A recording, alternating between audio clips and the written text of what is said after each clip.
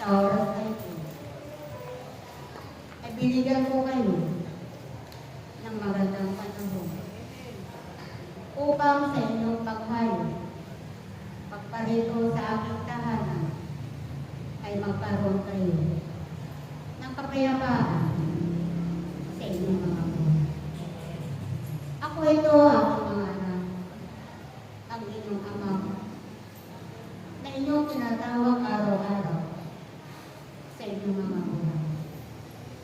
Ako ang inyong ama, nagtakda sa bawat isa sa inyo na kayo ay pumarito sa ating templo. Tunay na kayo ang ating mga anak na lubos na nagmamahal sa akin ang inyong ama. Ang inyong ama na laging naghihintay sa bawat isa sa inyo dito sa aking templo. Kaya sa aking mga anak, malaking pasasalamat ko sa inyo sapagkat hindi ninyo pinababayaan ang aking gawain sa templo ko. Batid ko ng bawat isa sa inyo ay kinakapos sa kapirahan. Ngunit kayo ay nagsusumikap na makarating sa aking gawain. Kahit ako'y nagpapasalamat sa inyo, aking mga anak na minamahal. Aking mga anak, kayo lahat ay aking pinagpapala araw-araw sa inyong mga buhay. Binibigay ko ang lahat ng inyong mga pangangailangan sa araw-araw ng inyong mga buhay.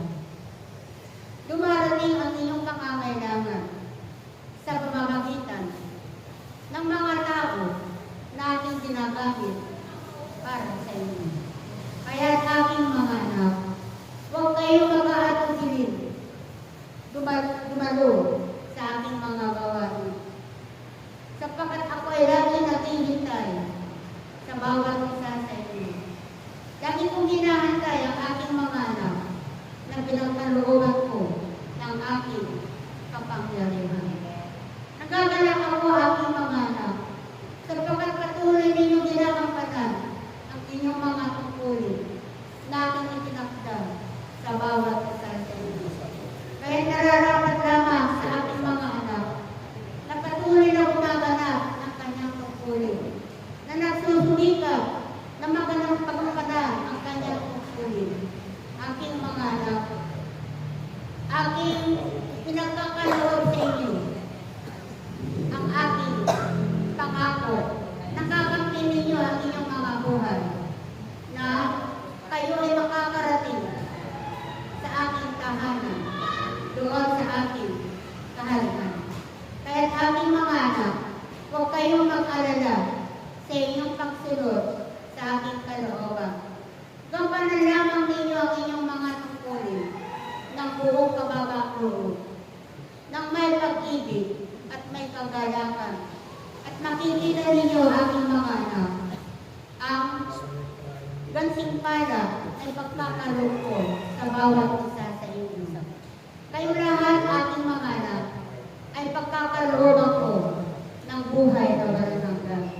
Kayo lahat ay aking pagkakalooban ng kalakasan, ng iba yung kalakasan araw-araw. At ako ay patuloy na magkakaroon sa inyo ng kagalingan sa inyong mga sakit at karamdaman. Sapagkat kayo lahat ay patuloy na gumaganap ng inyong mga tungkulin at kayo patuloy na humahayo upang ipalaganap ang aking salita at ipakilala ang aking banal na pangalan. Kahit ako'y nagpapasalamat sa inyo lahat, aking mga anak. Sa aking mga anak na aking minamahal, huwag kayong mag-alala aking mga anak, sapagkat ang aking ipinangako ay malapit na matanggap sa inyong mga buhay. Sapagkat nababalik ko na kayong lahat ay kulang sa pananalapi. Nababalik ko na kayong lahat ay nangangailangan ng kasaganaan na matagal na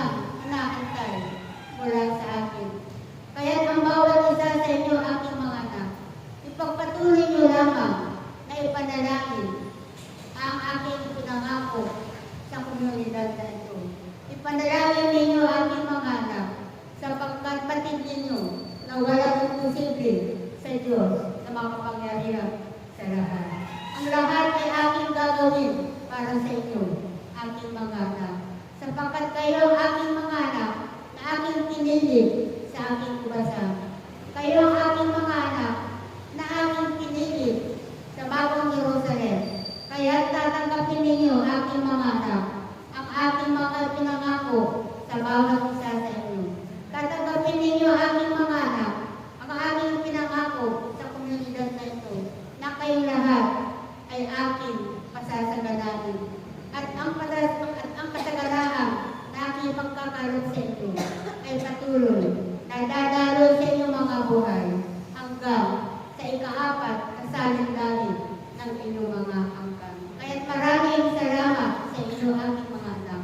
Huwag kayong hihinto, aking mga anak. Huwag kayong titigil.